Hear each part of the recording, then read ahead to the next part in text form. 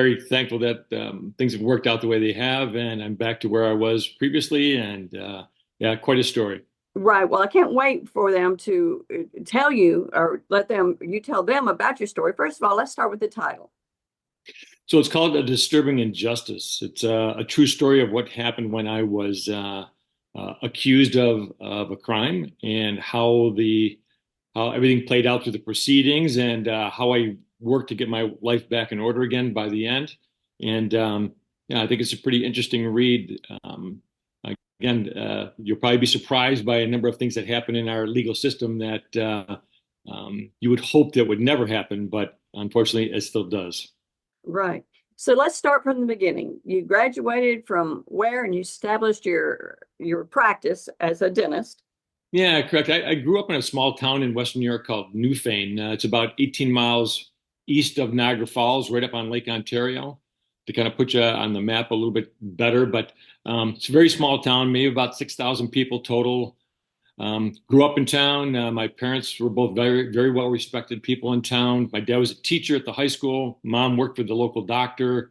Again, everybody knows everybody in a small town like this. I had tons of relatives. Mom was from a large family of 9 kids. Some of them were still in town, all their kids. I had cousins in every class all the way through school. Yeah, a very, very nice, quaint little town. From there, I went off to college at Hobart College in the Finger Lakes and got a biology degree there. From there, I decided I was going to go to dental school. I went to the University of Buffalo Dental School for 4 years. After that, I went directly into the service. I decided to join the U.S. Army Dental Corps. My elder brother, Steve, was going to, he was a serviceman, Army as well. Was going to make a career out of it. His next station was going to be in Germany. So I decided to spend 3 years in Germany serving my country and then coming back home after that to take over the local dentist practice right here again in Newfane. So it was more of a timing thing to join the Army, but I'm so glad the experience I received over there was just invaluable. But anyways, came back to my town, built a brand new dental practice after buying out the old dentist, and that's when things started to go a little awry. Well, let's talk about the awry part. What were you charged for? So it all began with a an accusation. Someone made complaint about one of my hygienists. The hygienist had put in a false bill, a false invoice, I guess you would say, for dental work that was never done. It was through it was kind of one of their FSA plans, their way to put money away for medical bills, different things. However, once that employee was found out, she somehow was given the opportunity to offer up something bigger. So she decided to put me into the mix. Once I got put into the mix, it just happened to be at the same time when prosecutors in New York State were going after Medicare, Medicaid fraud, insurance fraud things. I've never participated in either one of those programs, so to me, it didn't seem like there was any reason to go after me. But at the same point, things started. The prosecutor continued to push towards, trying to find something that I had either helped the original invoice issue or something, but it just kind of snowballed, and eventually they charged me with originally with a 9 count indictment of things that just unbelievable to me, but they were still able to push an indictment through in 2007. Wow. Now that, just the indictment alone. So now you're having to gather your legal team, which is quite expensive, I'm sure. Absolutely. Yeah, and trying to find a criminal defense attorney that's capable enough, and how do you know? I just don't. This is the very first time I've ever been involved in anything along those lines. I've never had to do anything more than maybe a parking ticket. I mean, I think that's the only violation I've ever had. But to be kind of pushed into a federal criminal type of a case was just I was in disbelief. I didn't see where they had anything that they could use against me. So to me, it was just a matter of finding a defense attorney that would actually defend me. So what did they use against you? So they said that I helped this couple steal money from their union fund. It was a Local 91 is a local concrete union out of Niagara Falls. Lots of problems there. Mostly the administrators of that plan would strong arm local businesses to make sure that their union workers got the jobs, things like that. So this whole racketeering uh, issue was in the union for years and years and years. So finally, the FBI had kind of cracked down, made a lot of arrests. This came in just after that. So after they were being, credited with all these major arrests for the racketeering, my case came up, and somehow they jumped on that to find more issues with the union, somehow implicating me as well. All right. So how long did the legal battle last? So once you're indicted, that's part of the whole issue is, we do have rights as Americans. Our whole Constitution is based upon rights for individuals. It's not rights for government, it's rights for individuals. The government is there to work for us. It's not the opposite way. It's not like we are here to work for the government. They're there for us. This whole we the people, is how that our whole country was set up. So, unfortunately, when my indictment came through, I went to in front of the first judge and said, "I'm not guilty." From the time that arraignment takes place, when you first are seen in court, our right is that uh, you should be able to go to trial within 70 days. Now, if the government has evidence against you, they're already set. They've already got evidence. They went in front of a grand jury. They're ready to go. So if I say, "Hey, I'm not guilty," that means I'm ready to go to trial. Now let me prove my innocence. So unfortunately, that 70 days went to 32 months. So instead of being just 70 days to trial, it became 32 months to trial. When you were in So jail the whole time, or were you at home? never in jail, never ever in jail during that time until after the trial. So the trial was in 2010. So the indictment came in 2007. The actual trial was in 2010. Again, our Sixth Amendment says, in all criminal prosecutions, the accused shall enjoy a speedy and public trial.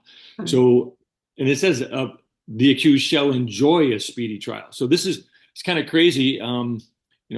Okay, everybody says, well, what's speedy? And over 200 years later, like in 1974, is when the Congress finally sat down and said, okay, let's figure this out. What is speedy? What is fair to the individual? What's fair to the government when they're doing a prosecution? It's called the Speedy Trial Act, and it absolutely lays out all of the timeframes that need to take place.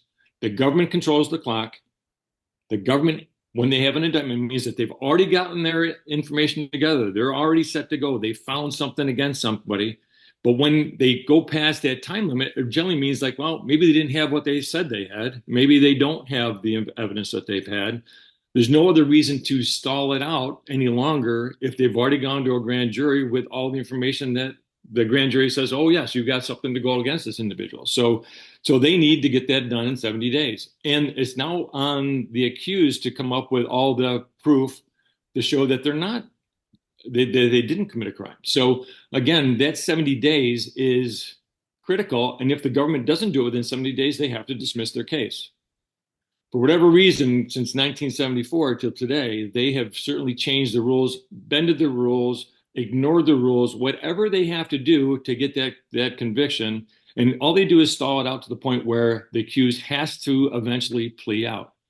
So in 2010, I'm in the middle of a trial, which they said was going to be a month-long trial. So I'm in the second day of trial. We just picked jury the day before.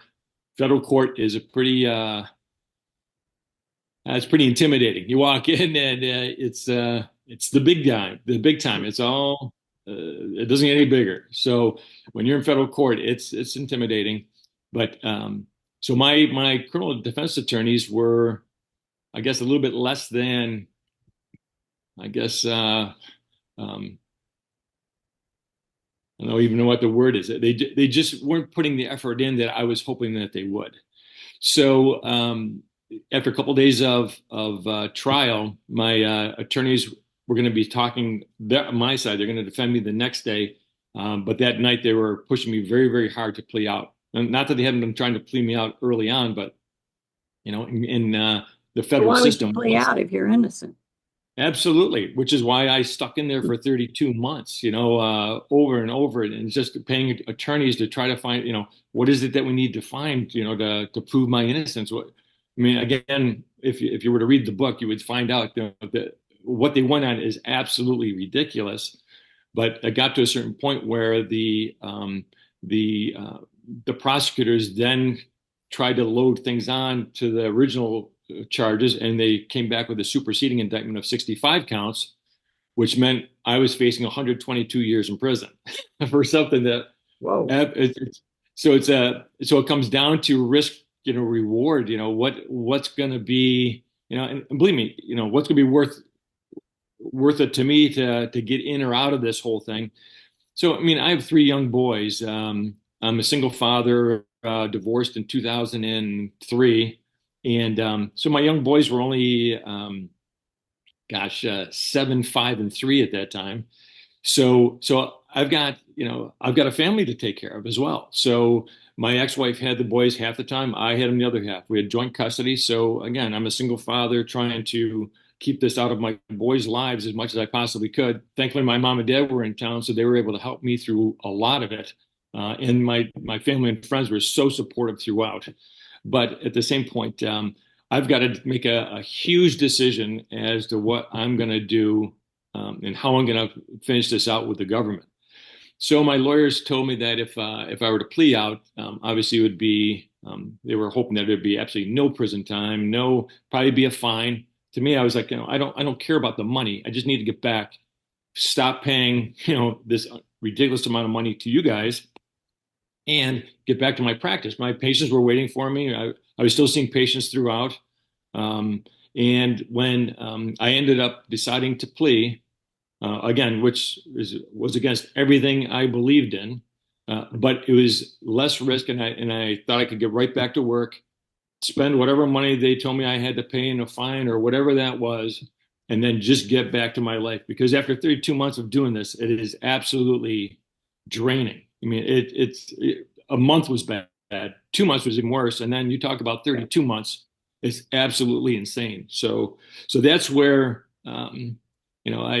I decided I was going to have to plea out. I sat down with my family. We all decided the same thing. It wasn't just my decision. My whole family is saying the same thing. It's like, gosh, you've been through all of this. If this isn't going to get any better, you've got to cut your loss here and do whatever we need to do. So I pled out, and with that, my attorneys told me there'd be no prison time, or they believed, very much so that they doubted it. And actually, one of my lawyers went in the newspaper saying that he expected no prison time, just a fine. Well, at sentencing, the judge decided to give me 15 months in federal prison. So with that, I was sent away from my family for a year again. Thankfully, my mom and dad took my time with the boys, which again, if you look at the optimistic side of that, the good side of it, my boys became so close to my parents, which again, wouldn't have happened otherwise. But I'm sent away to a place in Scranton, Pennsylvania, about 5.5 hours away for a year. The book kind of goes into how that life was, but which I wouldn't wish on anybody. Is more of a not so much a threat to your well-being, but more of a absolute waste of time, for no reason at all. But yeah, I was sent away for 15 months. The day I got back, my practice was still going. I had already had an associate working for me. So the associate had taken over, and my staff, everybody was very, very well trained. We used a outside dental accounting firm, you would call it, that just helped us get everything in order, from the time I was indicted till the time I went to prison. We had things running so smoothly. I left, came back. I had a full book the day I walked back in the door. My patients were all ready to come back. Everybody knew that this just wasn't right.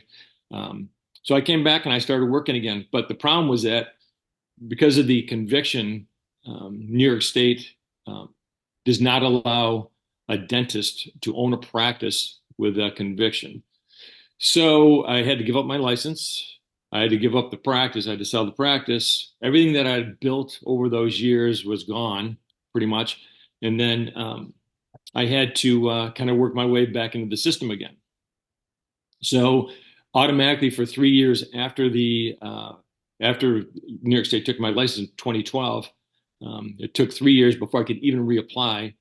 Each step of the application was a year apart. So I'd go for Mm. a day, do these interviews with people, done for another year.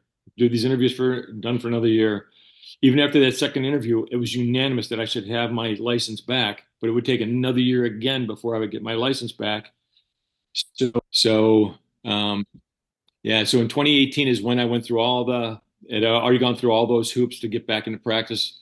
2018 is when I got my licensure back. So that was almost 7 years ago now. And again, it was through a practice, just happened. One dentist gave me a chance to get back in 2018. It was the dentist that took over my practice Now didn't have room for another dentist.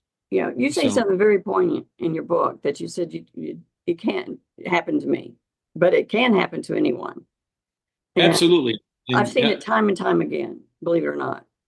yeah, I've had well, a number of people say to me like, "Oh my gosh, I was probably I was just very maybe quiet. I just humble maybe. But I gave so much to the community in Newfane. I built a gazebo for town's use when I built my dental office, and they can use it for anything they need to, weddings, anything. There are sidewalk festivals, things. And I don't charge a cent for it, but I do all the maintenance for it. I do all the insurance for it, all those things. Yeah. So for me to be accused of something of being greedy and taking from somebody, I'm like, well, listen, if I was greedy, I just wouldn't give so much away. Why would someone who gave all this stuff away steal? It made no sense to me throughout, What and do you why the hope? judge or anyone Yeah. else wouldn't. What do you hope people get out of your book? I want them to realize that, you know, we all have rights as citizens of the United States. And this is not like a constitution thing where I'm like, oh my gosh, look for loopholes in our rights and things like that. No, these are rights that we all have. And unfortunately, when you're accused, there are certain stages that happen after that. And if it goes to an indictment, and an indictment is simply the prosecutor's way of bringing the charges forward against someone. But that grand jury indictment, they do have a jury of your peers there that listen to what's being said, but the prosecutor can say anything they want to, and the defense attorneys aren't there. The defendant's not there. It's just the prosecutor. So as much as he can elaborate on what the accused had done, that's what the grand jury decides upon whether or not they should go forward. So the grand jury is really our only protection against everything that happened to me.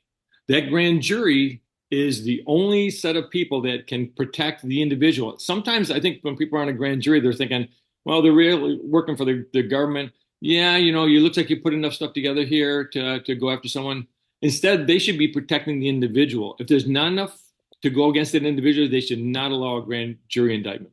But Well, that's it. Once you're indicted, you're done. well, your book and your story is amazing. I think everyone does need to be heads up, and I'll give you a little shed of light. I did a documentary film on Project Innocence, and there were Hmm. seven Yes. men that were on death row. Um, some of them for 32 years. All of them were ended up being exonerated through DNA evidence. So can mistakes happen? You better believe they can happen. They do all the time. And they Believe me, can Dr. happen to Mara. you. They can happen to me. They can Yeah. be happen to everyone. I And followed the Innocence Project as well. yeah, so You have to. yeah. And so I thank you for your time, and your story is very Absolutely. important, and it does need to be out there. And I'm glad that you have bounced back. Very few do. Yeah. No, I'm so proud of that as well, and just thankful. Again, strong family and friends makes all the difference. Yes, it does. Well, thank you again, Scott, for coming on to my show. You were just absolute delight. I can't wait to get your story out to my readers. Outstanding. Thank you so much, Dr. Mel.